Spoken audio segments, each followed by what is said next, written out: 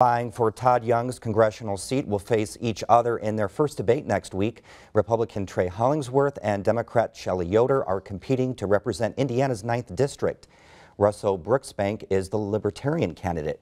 As Barbara Brozier reports, the race is already garnering national attention.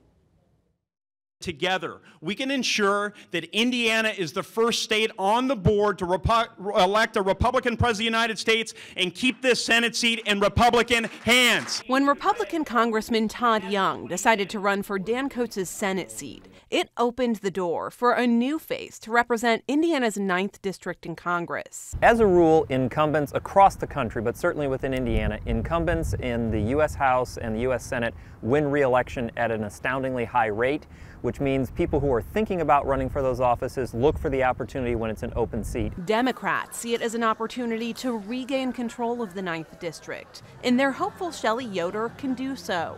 She ran unsuccessfully against Young in 2012. In 2012, we certainly ran with a lot of heart, and it was sort of a visceral reaction why I got into the race in the first place. And it was a terrific race, though. I learned so much. Yoder says she decided to get back in the race for the same reasons she did 4 years ago. She doesn't want to see so many Hoosier families struggling. One of the things that called me into running for Congress in the first place was worrying about good paying jobs and whether or not Hoosier families up and down the 9th district would be able to grab hold of those, whether or not those jobs will even be here. So that is definitely why I am running and what's so important.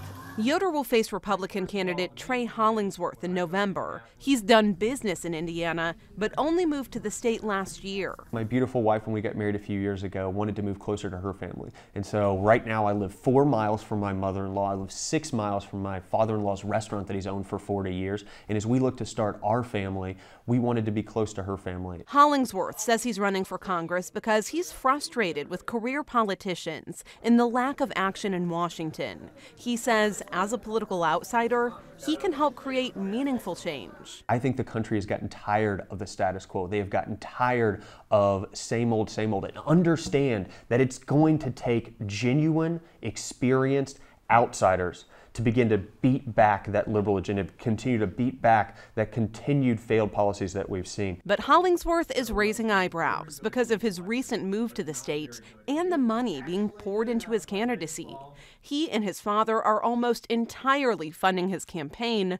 Only 1% of his money so far comes from individual contributions. That has some people dubbing him a carpetbagger. The concept is this: you're somebody who simply comes into a community and without any sort of history there and attempts to assume some role of significance. In other words, you've brought in your luggage, you've set yourself down, you don't have permanent roots, you're still living out of your suitcase, so to speak. That's a carpetbagger. Yoder says the makeup of Hollingsworth's campaign funds represents what's wrong with current campaign financing rules. But Hollingsworth says it means he isn't beholden to special interests. We really have taken the voice away from voters, and I think this is one of the issues that's wrong with Congress today. The dissatisfaction that we hear voters talking about. They don't feel that their vote matters at the end of the day, that someone can actually look at different races throughout the country and say, well, how much do I have to spend in my bank account? How much can my father lend me? And then pick accordingly. Politicians do say things like that, but as business people, we understand you should have skin in the game. We should be investing in a better America. And I don't know where else that could be better than to invest in what I hope is a brighter future for every Hoosier family, for my family, and for all American families. And so I do want to see a better America. I am committed to that. Yoder is taking a completely different approach to campaign funding. She far outraised Hollingsworth in individual contributions. They make up more than half of her campaign funds. The rest of her money is a combination of committee and party contributions. But Hollingsworth still has more cash, and that could make a difference. You can't get away from money, and in American politics, the general adage is 2 out of 3 times the candidate with the most money wins. Regardless of where it comes from, even the self-finance candidate versus someone who's gotten thousands of donations, money's gonna matter. If they're able to fundraise well, they're probably gonna do well in the election. Political scientists say that's one of the reasons the 9th district race will be one to watch. If the primary is any indication, it could be a tight race. If you look at the raw vote total, Shelley Yoder earned more votes than Hollingsworth did, but at the same time, she had fewer significant competitors. There were more votes cast in the Republican primary, and some people would say, well, that suggests it's a Republican district, and it's a district that probably leans Republican. But in Shelley Yoder, you have somebody who is from Indiana, who has Hoosier roots. She can talk about that in a way that Hollingsworth cannot. For Indiana Newsdesk, I'm Barbara Brozier.